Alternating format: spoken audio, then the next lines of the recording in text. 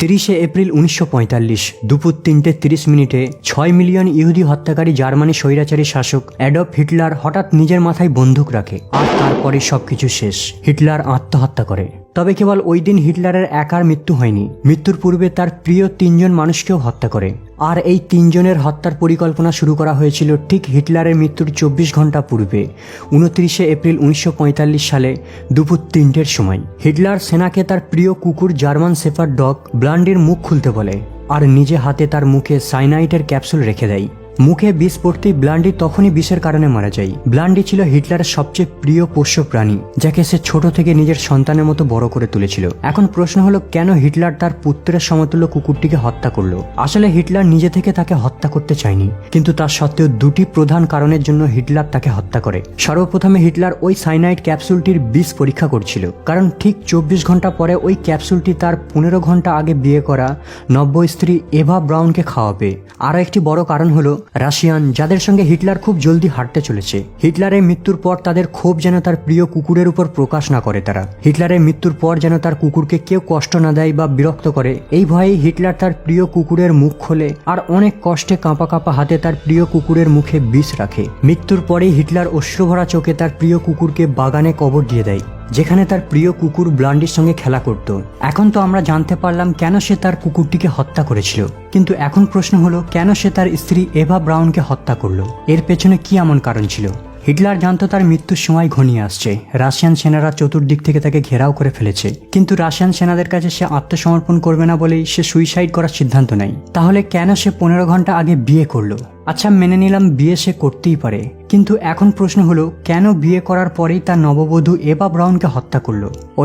এই কাহিনীটি জানার জন্য আমাদের হিটলারের মৃত্যুর কয়েক ঘন্টা পেছনে যেতে হবে। 29 এপ্রিল রাত 12টায় 32 বছর বয়সী এভা ব্রাউন নিজের বেডরুমে লং ব্ল্যাক ড্রেস, ডায়মন্ড ঘড়ি, সোনার ব্রেসলেট আর নেকলেস পরে নতুন রূপে সজ্জিত হয়, কারণ আর মাত্র কয়েক ঘন্টার মধ্যেই তার 16 বছর পুরাতন প্রেমিককে বিয়ে করবে। আসলে এভা যখন 15 বছর বয়সী ছিল তখন থেকে হিটলারের প্রেমে পড়ে, আর তার 2 বছর পরে মানে 17 বছর বয়সী এভার প্রেম প্রস্তাবকে হিটলার গ্রহণ করে।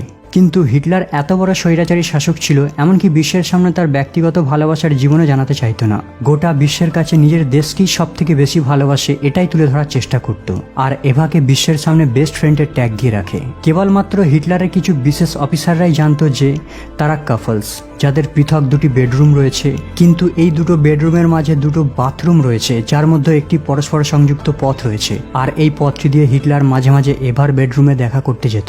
হিটলার এভাকে কতটা ভালোবাসে তার একটি দৃষ্টান্ত দেখুন। যুদ্ধের সময় হিটলার ব্যস্ত থাকা সত্ত্বেও রোজ এভাকে কল করে খোঁজ খবর নিত। এমনকি যখন এভা কোনো স্পোর্টসের জন্য যেত আর ফিরতে লেট করত, তার চিন্তায় ঘুম হতো না, সে নার্ভাস হয়ে পড়তো। এই বিষয়টি একমাত্র তার স্পেশাল অফিসাররাই জানতো। এভার বায়োগ্রাফার হাইকে গোটা মেকার তার নোটসে লেখেন, মাঝে মাঝে তারা ইন্টিমেটও হতো আর অনেক প্রেমও করত, কিন্তু তা সত্ত্বেও তারা কখনো একজন কাপলস হিসাবে ছিল না। এর পেছনে প্রধান দুটি কারণ রয়েছে। সে জানতো সে কখনো তার স্ত্রীকে সময় দিতে পারবে না, প্লাস সে কখনো পিতা হতে পারবে না। হিটলারের স্ট্রেস মেডিকেশন আর ড্রাগসের কারণে তার ফার্টিলিটি রেট অনেক কমে যায়। দ্বিতীয়ত, তার কেবলমাত্র একটি অন্ডকোষ ছিল, এই কারণে সে বাচ্চা জন্ম দিতে অক্ষম। কিন্তু তার সত্ত্বেও তাদের প্রেম রোমিও এবং জুলিয়েটের চেয়ে কোনো অংশেই কম ছিল না। তারা মাঝে মাঝে ডেটিং করত। হিটলার এভার প্রতি ছিল অনেক কেয়ারিং, তাকে ধূমপান মদ্যপান করার অনুমতি দিত না, জনসমক্ষে কারোর সঙ্গে সাক্ষাৎও করতে দিত না। এখন প্রশ্ন হলো, কেন হিটলার ভাবতো সে তার স্ত্রীকে সময় দিতে পারবে না, আর কেনই বা হিটলার এভাকে জনসম্মুখে আসতে দিতে চাইতো না? এর প্রধান কারণ হলো, ওই সময় রাশিয়ানরা জার্মানিকে দমনের জন্য উঠে পড়ে লেগেছে। যে কোনো মুহূর্তে জার্মানির উপর হামলা করে তাদের নিহত করে দিতে পারে। এই কারণেই তার মৃত্যুর 24 ঘন্টা পূর্বে একদিকে এভা বিবাহ বন্ধনে আবদ্ধ হওয়ার জন্য প্রস্তুতি নিচ্ছিল, অন্যদিকে হিটলার তার বাংকারের নিচে বসে বসে নিজের উইলস পড়তে ব্যস্ত ছিল। আর সেখানে বসে বসে সিদ্ধান্ত নেয় তার মৃত্যুর কয়েক ঘন্টা পূর্বেই নিজের প্রেমিককে বিয়ে করতে চাই। আর পরের দিন অর্থাৎ 30 এপ্রিল তারা স্বইচ্ছায় আত্মহত্যা করবে, কারণ সে চায় না রাশিয়ার সামনে মাথা নত করতে। ইনফ্যাক্ট তার উইলসে এটাও লেখা ছিল, মৃত্যুর পর যেন তাদের দুইজনের ডেড বডিকে দ্রুত জ্বালিয়ে দেওয়া হয়, যাতে শত্রুরা তাদের দেহকে খুঁজে না পায়। এটা ছিল ইতিহাসের সবথেকে বড় সিদ্ধান্ত। আর এই সিদ্ধান্তটি কেবল হিটলারের একার ছিল না, বরং তার স্ত্রী এভার সম্মতি নিয়ে 29 এপ্রিল দুপুর 2টোয় লাঞ্চের সময় ঘোষণা করে। যখন হিটলার, এভা আর তার 2 সেক্রেটারি লাঞ্চ টেবিলে বসেছিল, সেই সময় হিটলার এক আজব কাণ্ড ঘটায়, যা এমনকি হিটলারের সেক্রেটারিরাও চমকে ওঠে। আসলে হিটলারের একটি রুলস ছিল, খাবার সময় কেউ যেন সিরিয়াসলি টপিক নিয়ে কথা বলে। কিন্তু সেদিন হিটলার তার মন গড়া রুলটি নিজেই ভঙ্গ করে। হঠাৎ হিটলার বলে ওঠে সে তার হাড় চোখের সামনে দেখতে পাচ্ছে, কিন্তু জার্মানিদের কাছে আত্মসমর্পণ করার আগে হিটলার আর এভা সুইসাইড করতে চায়। সে আরো বলে মরার জন্য বন্দুকের সাহায্য নেবে, এতে কষ্ট কম হবে। কিন্তু এভা সঙ্গে সঙ্গে বলে ওঠে সে আত্মহত্যা করার আগে হিটলারের জন্য সাজগোজ করতে চায়, মরার পরেও সে যেন সুন্দরী লাগে। সে চায় না রক্তাক্ত হয়ে মরতে, তাই সে মরার জন্য সাইনাইডের ক্যাপসুলকে চুজ করবে। উইলসের প্রথম পয়েন্টের শর্ত অনুযায়ী হিটলার রাত 1টার সময় এভাকে বিবাহ করে। বিবাহর পর রাত 2:30-এ হিটলার একটি পার্টি থ্রো করে, যেখানে হিটলার ডাক্তার, নার্স, 2 সেক্রেটারি আর এভাকে আমন্ত্রণ করে। পার্টিতে মদ খেয়ে নেশায় মগ্ন হয়ে হঠাৎ হিটলার ঘোষণা করে সে এভার সঙ্গে একসাথে একই সময় মরতে চায়। তার এই ইচ্ছাকে পূরণ করার জন্য হিটলার একটি ইউনিক পরিকল্পনা করে।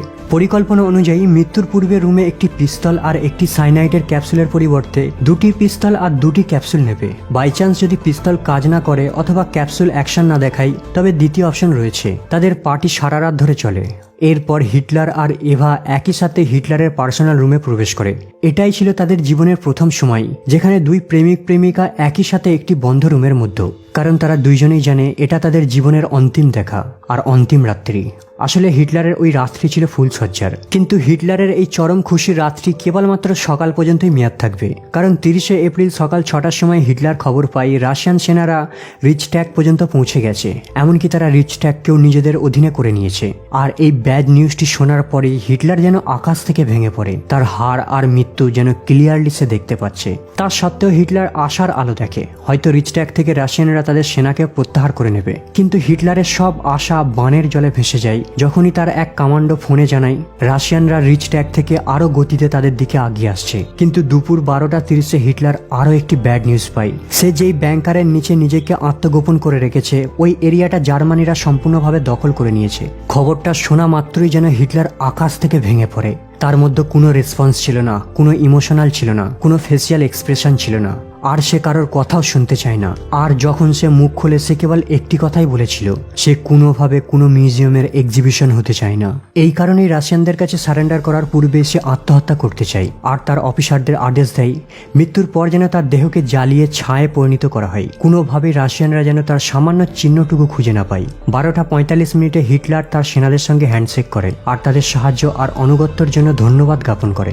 এরপর হিটলার একদম নিস্তব্ধ হয়ে যায়, এতটাই নিস্তব্ধ হয়ে যায় মৃত্যু পর্যন্ত একটাও ওয়ার্ড মুখ থেকে বের করেনি। সেনাদের সঙ্গে সাক্ষাৎ করার পরে হিটলার তার অন্তিম ভোজন স্প্যাগেটি আর সালাদ খেতে ডাইনিং টেবিলে বসে। এই সময় কেবল হিটলার একাই খাবার খাচ্ছিল, না এভা খাবারে হাত দিচ্ছিল, না তার সেক্রেটারিরা। এমনকি এভা সকাল থেকে নিজেকে একটি রুমে বন্দি করে রেখেছিল। কিন্তু যখন মৃত্যুর সময় আসে, এভা আবার নতুন করে সাজা শুরু করে। একদিকে হিটলার মৃত্যুর পূর্বে শান্ত শিষ্ট বসেছিল, অন্যদিকে এভা সাজার জন্য কাপড় খুঁজতে ব্যস্ত। এভা হিটলারের জন্য তার প্রিয় কালার ব্ল্যাক ড্রেস চুজ করে। এখন সময় এসে গেছে 2 যুগল তাদের অন্তিম শ্বাস নেবে। দুপুর 3:30-এর সময় এভা আর হিটলার রুমে প্রবেশ করে। এরপরেই রুমের বাইরে থাকা অফিসাররা কিছু সময় পরেই একটি গুলির শব্দ শুনতে পায়। গান শট শোনার পরেই সেখানে থাকা সকলেই একদম সাইলেন্স হয়ে যায়। পুরো বাংকার জুড়ে যেন হঠাৎ নিশুতি রাত্রি নেমে এলো। রুমে থাকা সকল সেনারা কয়েক মিনিটের জন্য স্ট্যাচুতে পরিণত হয়ে যায়। আর 3:40 পর্যন্ত একজনও কেউ মুভ করেনি।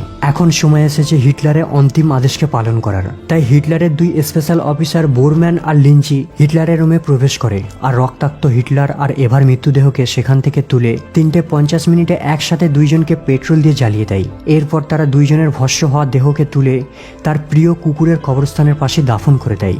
বন্ধুরা, এই কাহিনীটি শোনার পর হিটলারের এক নতুন রূপ দেখতে পেয়েছেন।